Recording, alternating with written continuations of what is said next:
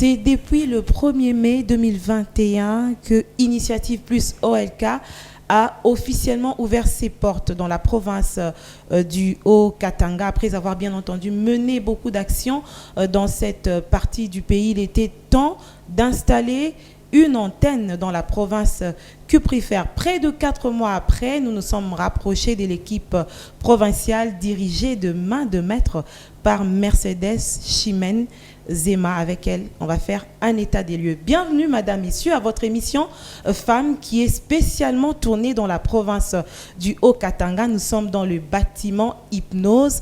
Bienvenue également à notre invité du jour. Merci, madame. Vous allez bien, madame? Très bien, merci. Alors, je disais tout à l'heure que cette équipe était dirigée par vous. Vous êtes coordinatrice provinciale de Hypolk au Katanga. Je sais que vous avez beaucoup de casquettes. Qui est Chimène Zema? Merci, madame, pour cette belle question. Je m'appelle Chimène Mercedes Zema. Je suis la coordonnatrice de Initiative Plus OLK, ici dans le Haut-Katanga. Je suis à la fois directrice des opérations de la Congolaise de développement immobilier, Hypnose, et je suis chef d'entreprise. Donc, je suis une femme entrepreneur, je suis une épouse, je suis une mère et je suis congolaise. Wow, autant de casquettes. Comment vous faites justement pour rester équilibrée en étant femme avec beaucoup de responsabilités comme ça?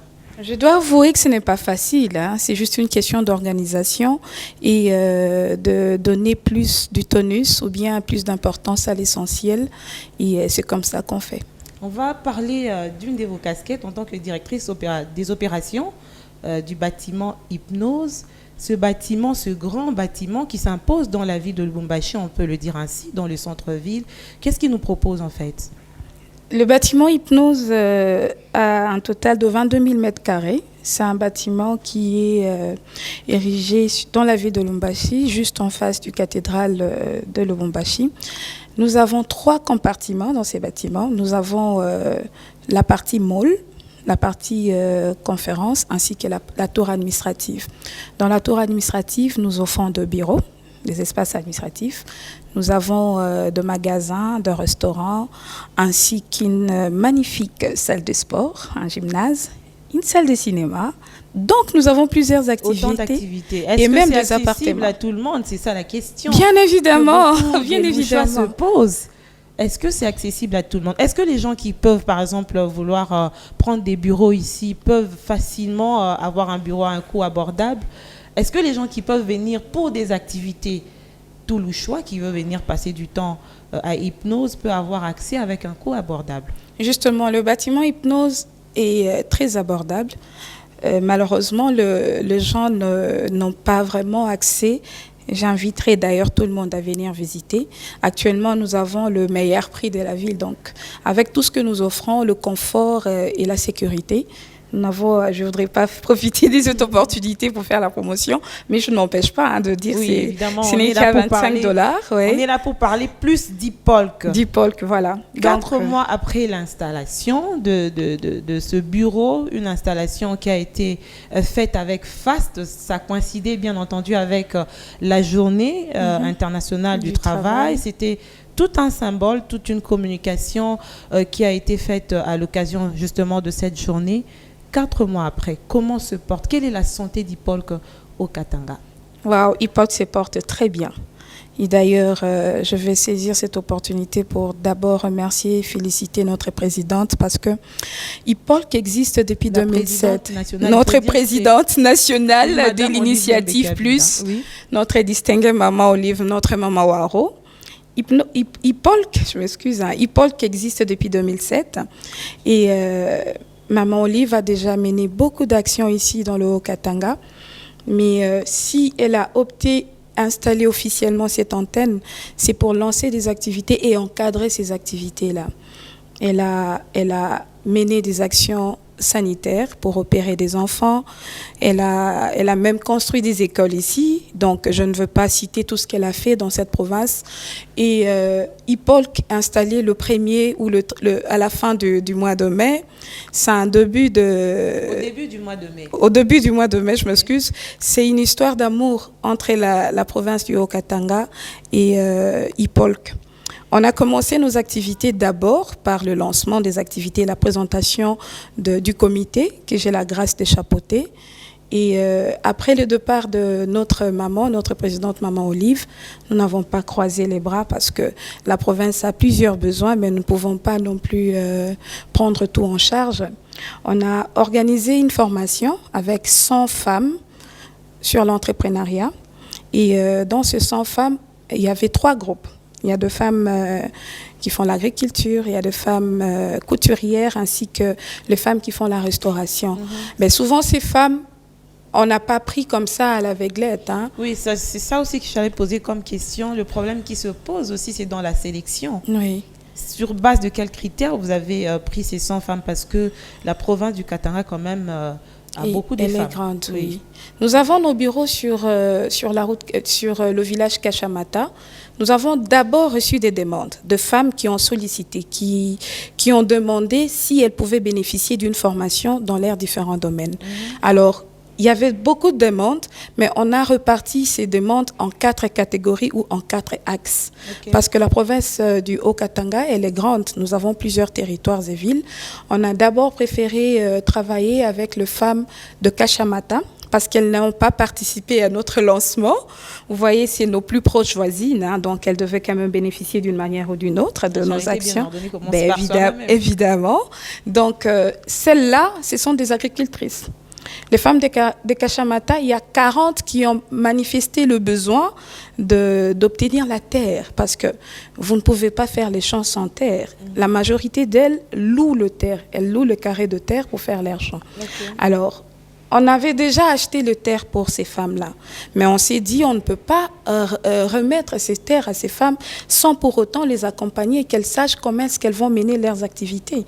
Donc elles avaient besoin d'une formation. Au lieu d'organiser juste une formation pour ces femmes-là, nous avions 3 classes. Une classe de femmes qui font l'agriculture, je m'excuse, et une classe de femmes dans l'ORECA, et une 3e classe des femmes couturières. Hôtellerie, restauration et catering, oui.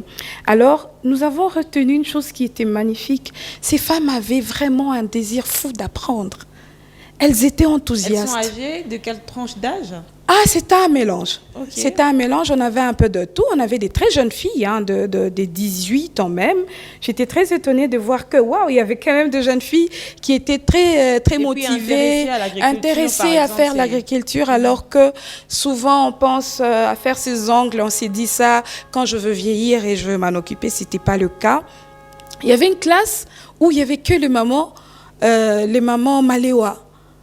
Je ne dirais pas que c'était la meilleure classe, c'était la classe la plus mouvementée, parce que ces mamans avaient des chants pour motiver, pour dire aux autres femmes d'arrêter de traîner les pas. C'est bien de se marier, mais la femme doit se prendre en charge.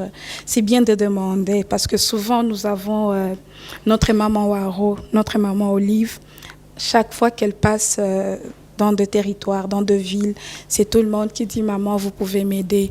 Elle l'aide avec son cœur, mais j'aime ce qu'elle fait. Elle pousse ces femmes-là à faire quelque chose. C'est ce qui est plus important. Oui, c'est le plus important. Au lieu de me donner du poisson, vaut apprends-moi à pêcher.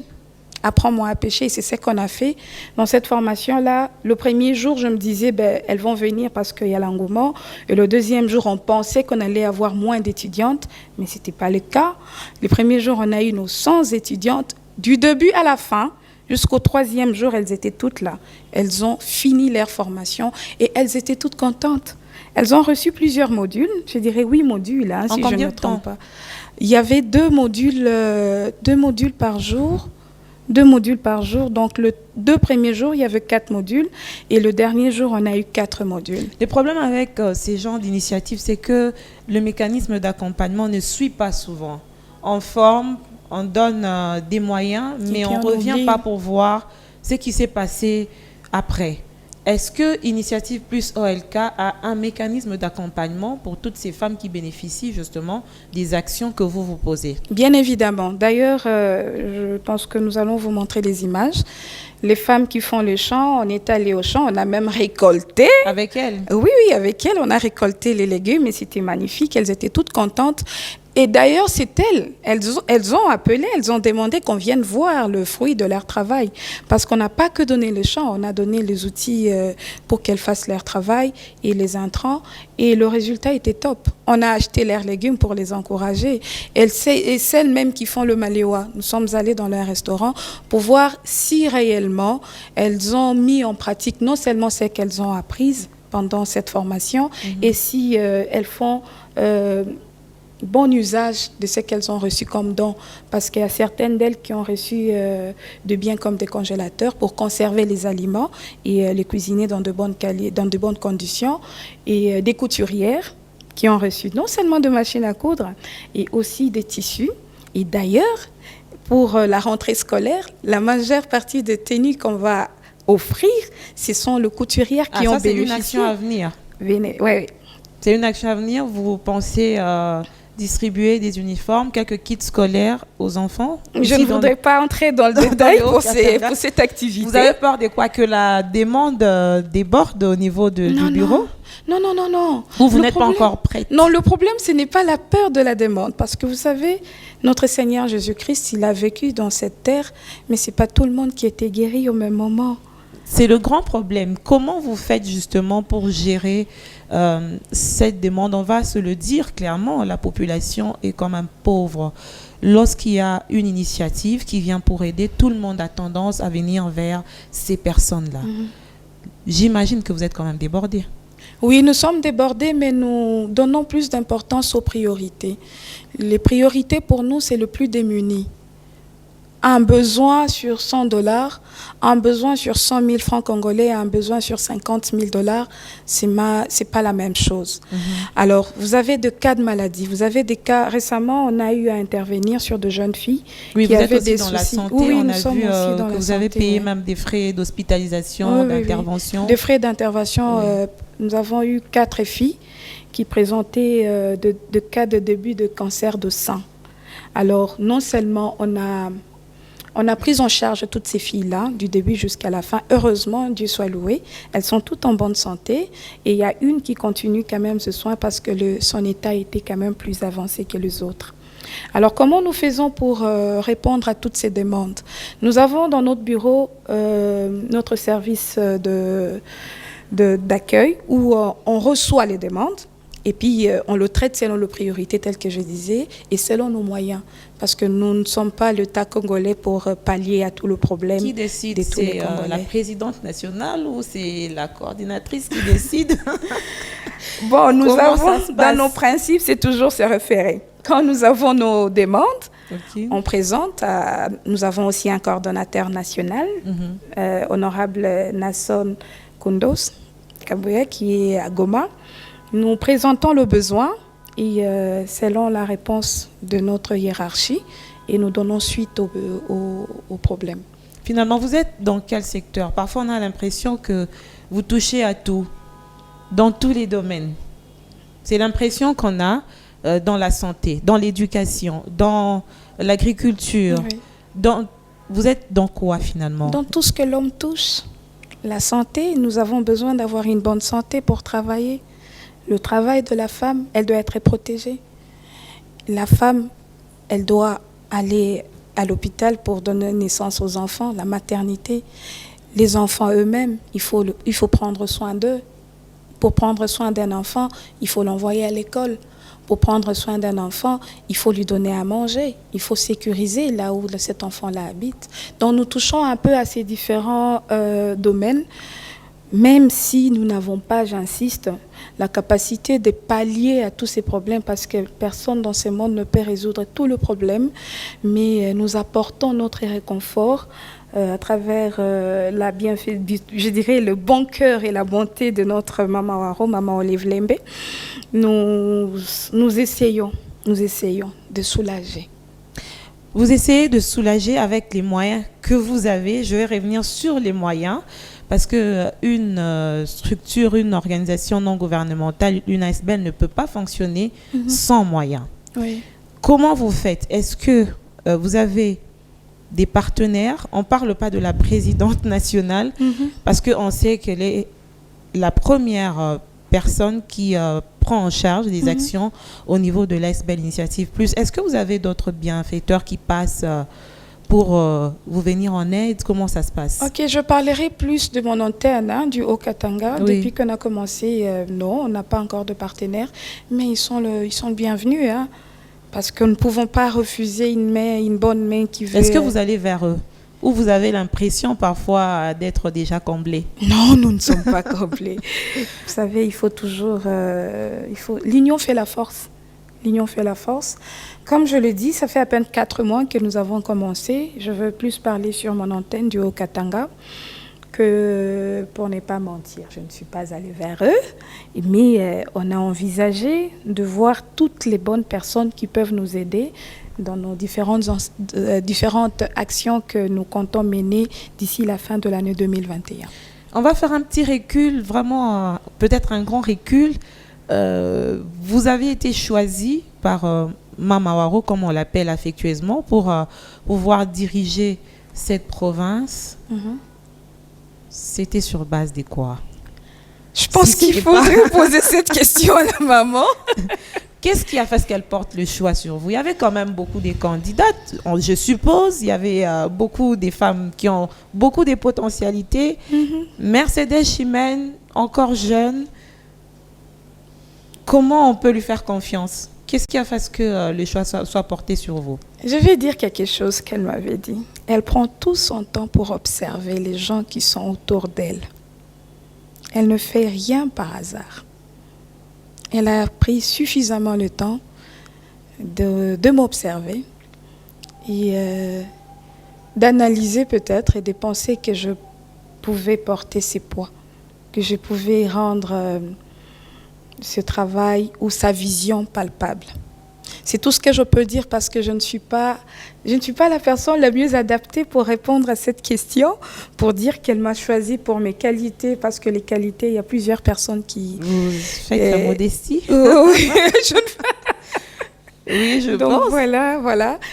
À mon avis, je pense qu'elle a eu son temps et je pense que je pourrais. Quelle est cette femme qui vous inspire le plus? Sur le plan national? Oui. Oui. Je dirais j'ai plusieurs femmes en une. J'aime le courage de Maman Olive Lembe. Je savais que vous alliez parler d'elle. J'aime son courage. J'aime son côté...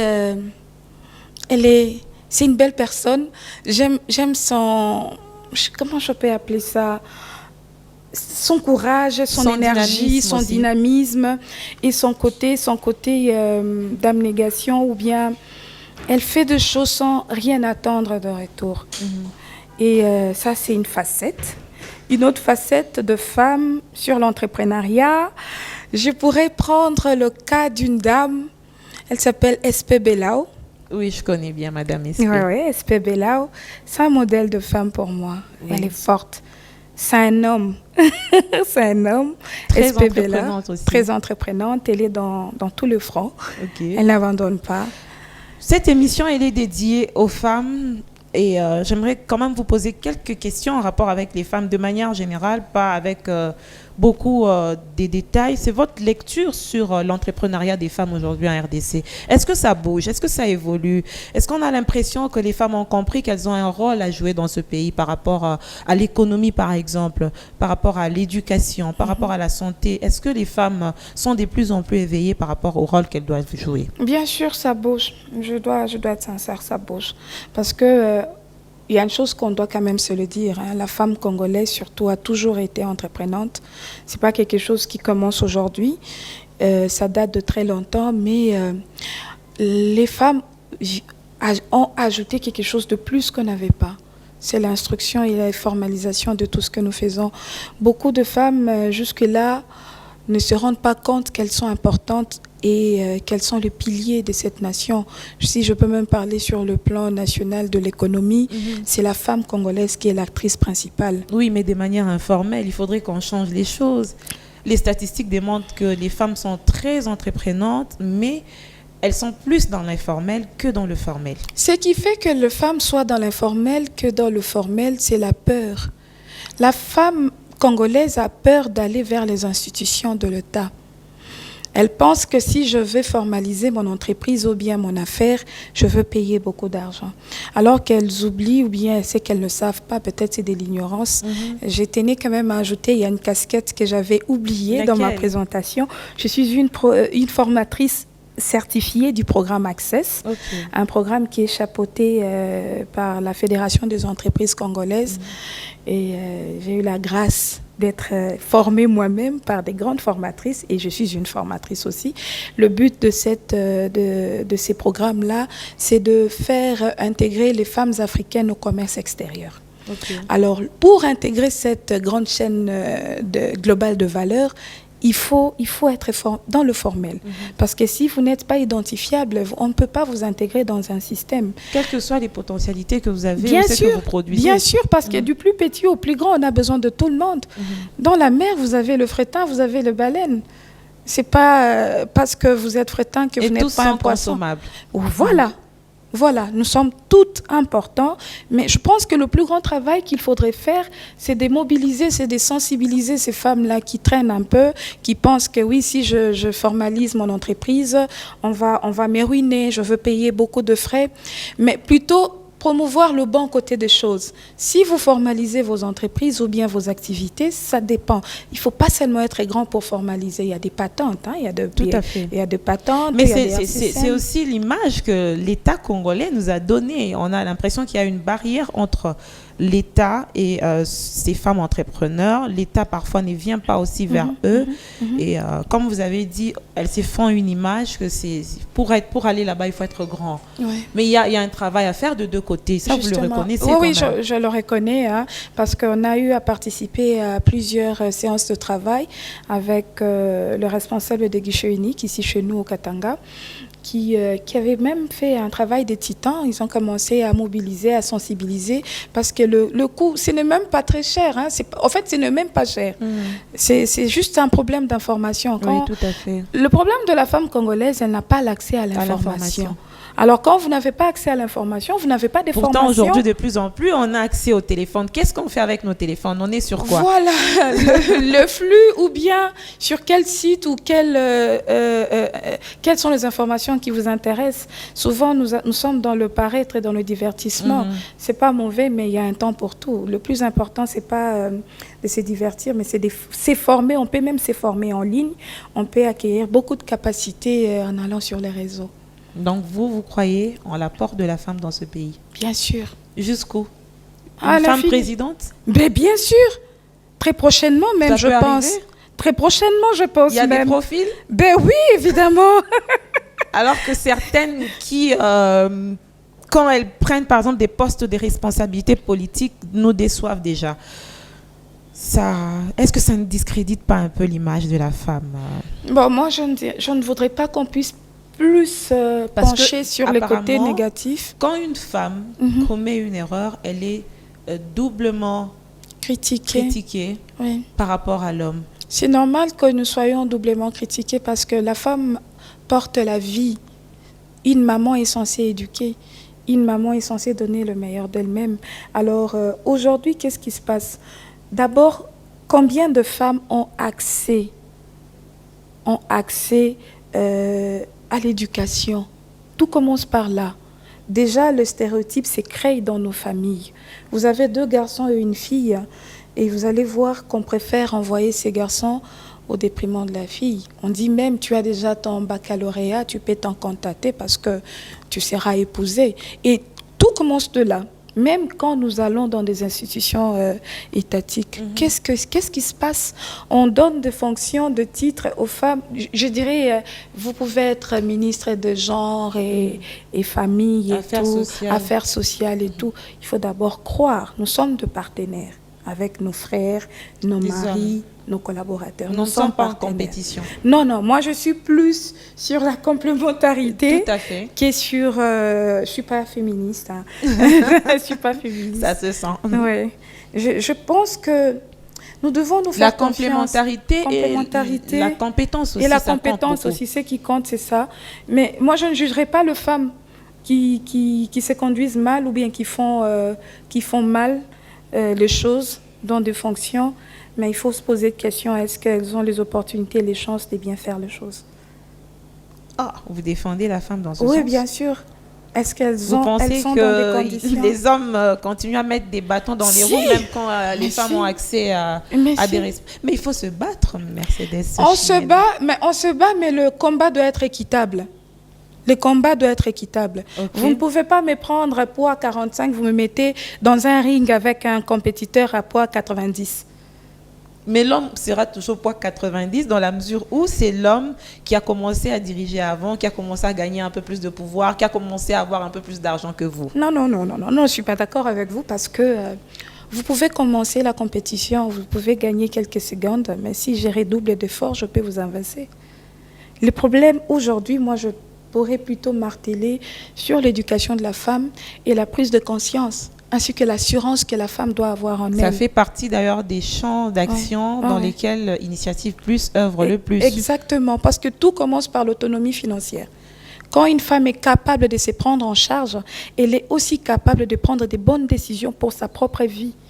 Ah, vous vous sentez déjà sur ce chemin-là. Voilà. Mais il vous arrive parfois de vous dire, là, c'est fini, j'arrête. C'est fini, je ne sais plus avancer, de craquer, comme on le dit. Comment vous faites pour vous ressaisir? Justement, c'est dans ces moments-là qu'on se découvre qu'on peut se relever. Je suis tombée à plusieurs reprises. Là, je parlais dans l'entrepreneuriat. Je vous ai dit que je suis dans l'ORECA. J'ai lancé mon tout premier restaurant dans la ville de Lumbashi, c'était en 2009. Et c'était par aventure que je commençais parce que je ne pouvais pas rester comme une femme ménagère à la maison. Et je venais à peine d'arriver dans cette magnifique ville. Je m'ennuyais. Rester à la maison et faire la femme, c'est bien de faire la femme, hein. Mais de temps en temps, c'est mieux de faire autre chose que ça. Oui. Et voilà. Donc, je suis tombée à plusieurs reprises. J'ai fermé mes activités. Mais à chaque fois que je fermais et que je réouvrais, j'améliorais. Et j'apprenais de mes erreurs. Important. Je me disais, là, je n'avais pas pris un bon parking pour mon restaurant. J'améliorais. Et j'ai réalisé, tomber, c'est bien. D'ailleurs, celui qui ne tombe pas, le jour où il tombe, il est KO. Il faut tomber et se relever et apprendre de ses erreurs. Et beaucoup de gens n'entreprennent pas parce qu'ils ont peur de tomber. Ils ont peur de ne pas réussir. Mais il faut tenter, il faut oser, il faut y aller. Il faut y aller parce que la femme entreprend déjà. Vous êtes coach en entrepreneuriat? Voilà. Ça se ah sent. non, pas certifiée, je ne suis pas coach. Mais je sensibilise quand même le jeune vous fille. faites le coaching, même si c'est de manière informelle. Ben, je l'accepte alors. Je suis coach. Quand vous aurez des demandes pour des gens qui veulent bien entreprendre, n'hésitez pas et ne dites pas que vous n'avez pas le temps. Parce que les femmes qui ont une position assez élevée dans la société, parfois ne drainent pas les autres femmes. Mais ça, c'est une erreur. Tellement dans leur coin, dans leur Elles font le carré. sous-marin. Oui. Elles font le sous-marin. Ça, c'est pas bien. Ça, c'est pas bien parce que moi, je vis l'entrepreneuriat dans ma vie un peu comme ma chrétienté. Je m'excuse de parler de ma chrétienté. Je suis fière de l'être. Parce que Vous êtes chrétienne? Je suis chrétienne. Le Seigneur Jésus nous dit d'aller faire nous sommes des ambassadeurs pour Christ et nous devons faire des disciples partout où nous sommes. Alors, dans mon chemin, vous évangélisez sur l'entrepreneuriat aussi. Ouais, voilà.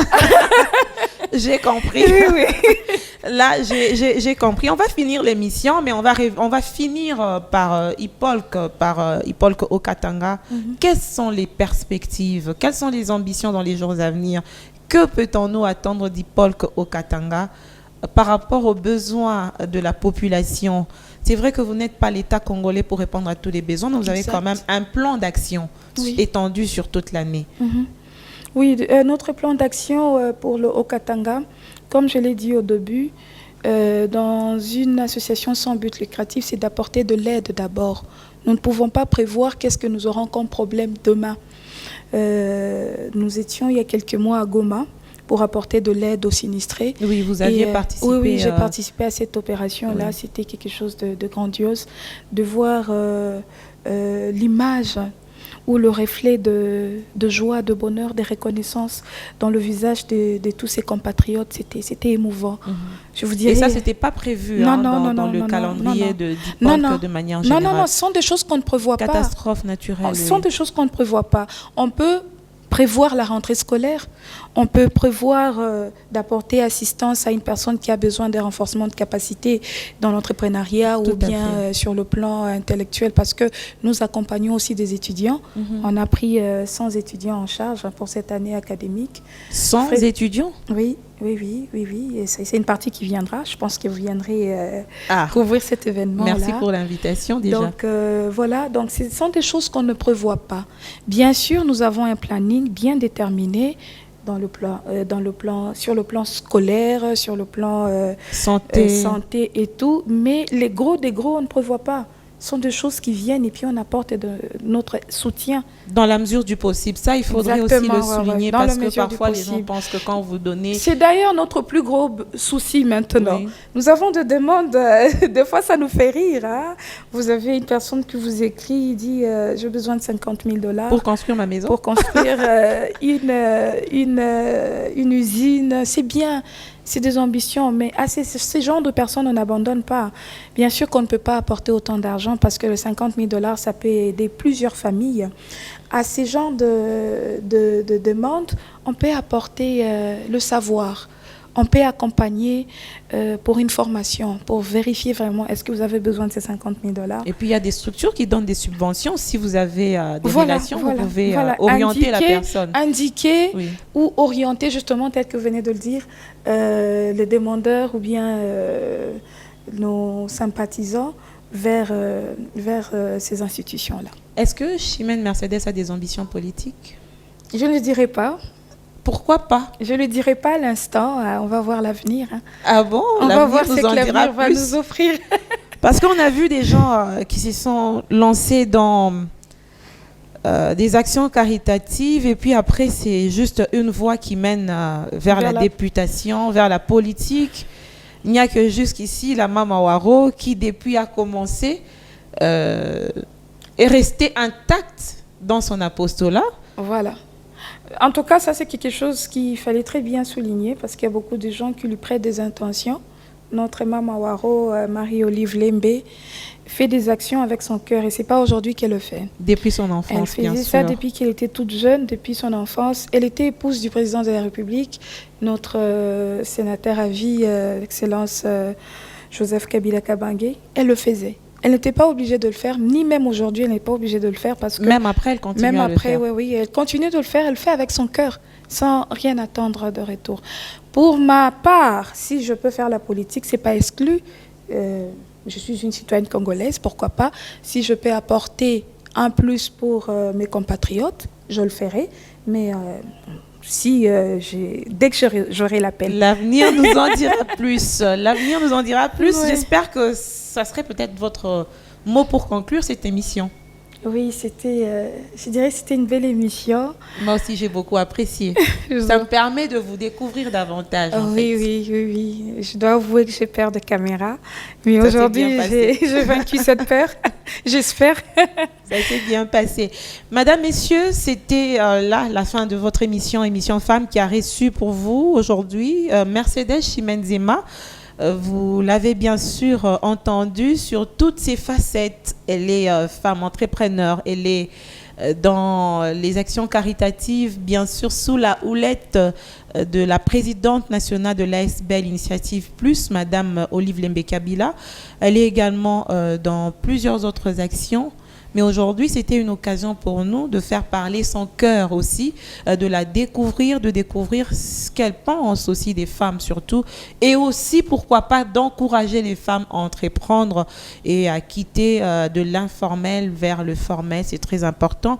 Moi, je vous retrouve très bientôt, peut-être dans une autre ville, pourquoi pas dans un autre pays, pour faire parler d'autres femmes qui peuvent encore une fois nous encourager, nous motiver et aussi bien entendu, nous parler de leurs expériences. Merci de nous avoir suivis à partir de Lubumbashi. À très bientôt. Bye bye.